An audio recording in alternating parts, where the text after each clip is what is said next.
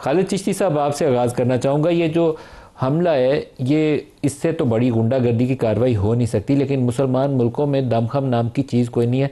मजमती बयान से ज़्यादा ना कतर ने कुछ करना है, ना कहीं और से कुछ होना है। तो ये ऐसी मार खाते रहेंगे एक के बाद एक।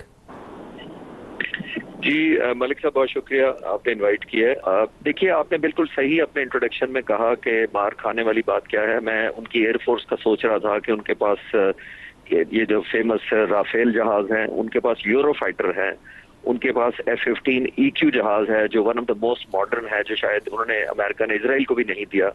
वो जहाज उनके पास है। यानी द बेस्ट पॉसिबल जो एयर फ्लीट हो सकता है दुनिया में, वो इस वक्त कतर के पास है। लेकिन फिर मैं सोच रहा था आपकी बात के दौरान कि फिर वो क्या है, वो सिर्फ एग्जीबिशन के लिए हैं या किसी नेशनल डे की परेड के लिए हैं। और इस हद तक डिसेप्शन कर देना उनका, या मैं कोई जज तो नहीं कर रहा, बट अगर कनाइमेंस से किया है तो उतना ही खतरनाक है, और अगर कनाइमेंस के बगैर किया है तो ये शायद उससे भी ज्यादा खतरनाक है। तो सॉवरेनिटी तो अब कुछ रह ही नहीं गई।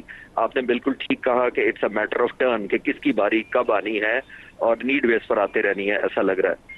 तो इसको उसी एंगल से देखना पड़ेगा कि अब सेल्फ डिफेंस का तो कोई एलिमेंट रह ही नहीं गया। अब प्रॉब्लली यही है कि जज, ज्यूरी एंड एग्जीक्यूशन सब कुछ इजराइल खुद बन गया हुआ है।